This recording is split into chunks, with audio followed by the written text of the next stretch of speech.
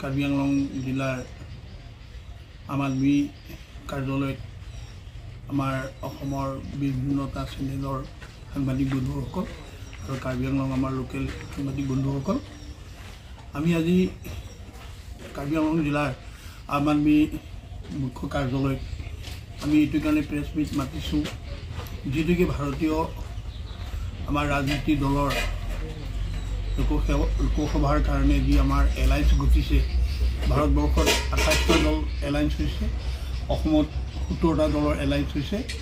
তাৰে আমি কাৰ্বি আংলঙত আমাৰ 3টা দল পৰিছে, যেনে আমাৰ জে কাথাৰৰ দল আমাৰ APSNC আৰু আমাৰ কংগ্ৰেছ আৰু আমি আম আদমি।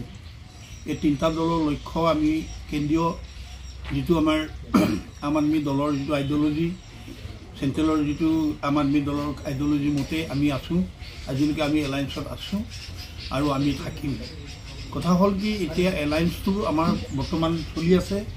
এই এলায়েন্সটো হোৱাৰ মূল কাৰণ যি ভ্ৰষ্টাচাৰ চৰকাৰ আমাৰ যোৱা বিগত যিখন বিজেপি চৰকাৰ, যি অসমৰ থলুৱা সম্পদ বিক্ৰী কৰি আদায় কৰিলে, যি যুৱক যুৱতীৰ ভৱিষ্যত ধ্বংস কৰিলে, আমি লাখ লাখ চাকৰি দিম বুলি ভুৱা প্ৰচাৰ কৰি আমাৰ মানুহখিনিক ভৃত কৰিলে আৰু লগতে মহিলাসকলক যিটো 1200 টকা দি তেওঁলোকক প্ৰলোভন আকাৰে নি এই বিজেপি চৰকাৰখনে যিটো ভ্ৰষ্টাচাৰ কৰি আছে, অসমৰ সম্পদসমূহ বিক্ৰী কৰি আছে, ভাৰতীয় সম্পদসমূহ বিক্ৰী কৰি আছে, তাৰ প্ৰতিবাদত আমি 28টা দলে একলগ হৈ আমি ইণ্ডিয়া এলায়েন্স কৰিছোঁ। এই ইণ্ডিয়া এলায়েন্সৰ মুখ্য উদ্দেশ্য হ'ল আমি এই বিজেপিক ইয়াৰ পৰা উৎখাত কৰিব লাগে। বিজেপিক উৎখাত এইটো কাৰণে কৰিব লাগে যিটো জনসাধাৰণৰ কাৰণে কাম কৰা নাই। তেওঁলোকে বহিৰাষ্ট্ৰ বেপাৰীৰ লগত সম্পৰ্ক কৰি ভাৰতবৰ্ষৰ লগতে অসমখনকো আৰু লগতে আমাৰ কাৰ্বি আংলংখনক বেছি আদায় কৰিবলৈ বিচাৰিছে। এই আমি ৰাইজক মুক্তি দিবৰ কাৰণে আমাৰ দলটোৰ নাম হ'ল আম আদমি। আমাৰ মানে সাধাৰণ শ্ৰেণীৰ নাগৰিকৰ দল। এই সাধাৰণ শ্ৰেণীৰ নাগৰিকৰ যিটো ৰাজনৈতিক সুৰক্ষা, মৌলিক সুৰক্ষা, এই গোটেই সুৰক্ষা দিয়াৰ বাবে আমি আম আদমি প্ৰস্তুতি হৈছোঁ আৰু তাৰে আজি আমি প্ৰেছ মিটটো দিছোঁ। এইটো কাৰণে আগন্তুক লোকসভাৰ নিৰ্বাচনত আমি 3টা দল, আমাৰ কাৰ্বি আংলঙৰ 3টা দল মিলি আমি বিজেপি চৰকাৰ উৎখাত কৰাৰ মানসেৰে আমি আম আদমি দলে এলায়েন্সত সোমাই আজি আপোনালোকক মাতি আনি আমাৰ এই মুখ্য কাৰ্যালয়ত আমি আপোনাৰ প্ৰেছ মিটটো দিয়াৰ আমি প্ৰথম পদক্ষেপ লৈছোঁ। এইটো কাৰণে যাতে আমাৰ মানুহক আৰু ভুৱা দিয়াৰ পৰা তেওঁলোকে বিৰতি থাকক আৰু অসমৰ সম্পদ বিক্ৰী কৰা বন্ধ কৰক আৰু আমাৰ কাৰ্বি আংলঙৰ সম্পদ বিক্ৰী কৰা বন্ধ থাকিবৰ কাৰণে আমি গোটেই অসমৰ লগতে আমাৰ কাৰ্বি আংলং জিলা সকলো জনসাধাৰণক আমি আহ্বান জনাওঁ, যাতে তেওঁলোকৰ ভুৱা প্ৰলোভন দি মাইক্ৰ' ফাইনেন্সত সোমাই, 1200 টকীয়াত সোমাই, লাখ কোটি মহিলাক সোমাই আমাৰ জনসাধাৰণক নষ্ট নকৰি তেওঁলোকে নিজস্ব বাক স্বাধীনতাটো ৰক্ষা কৰিব লাগে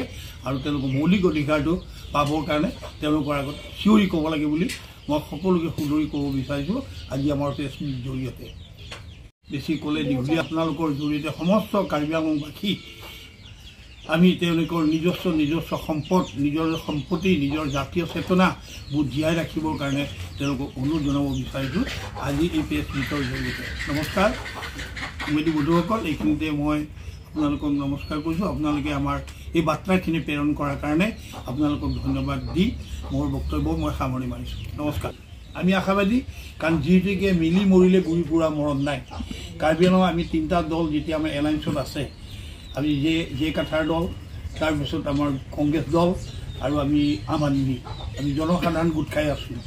আমি আশাবাদী আৰু আমি এই জনসাধাৰণক ভ্ৰষ্টাচাৰৰ পৰা মুক্তি কৰিব পাৰিম বুলি আমাৰ আশা আছে আৰু জনসাধাৰণ আমাৰ লগত আছে বুলি আমি বিশেষ সূত্ৰে আমি জানিব পাৰিছোঁ আৰু তেওঁলোকৰ লগত কৰস্পণ্ডেঞ্চ কৰি আমি বুজি পাইছোঁ। কাৰণ অলপ আগতে বকুলীয়া বজাৰখনত যিটো ট্ৰেডিং লাইচেঞ্চ লৈ পেলাই যি শাস্তি দিলে বেপাৰীসকলক, চাকৰিয়ালক যি শাস্তি দিছে, তেওঁলোকৰ লগত আমি যোগাযোগ কৰি গম পাইছোঁ যে তেওঁলোকে বিজেপি চৰকাৰৰ পৰা তেওঁলোকে খুব অনিষ্ট হৈছে, যে তেওঁলোকে এইখন চৰকাৰ নাথাকাটো কামনা কৰিছোঁ বুলি মোৰ ওচৰত আমি আলোচনা কৰিবলৈ পাইছোঁ।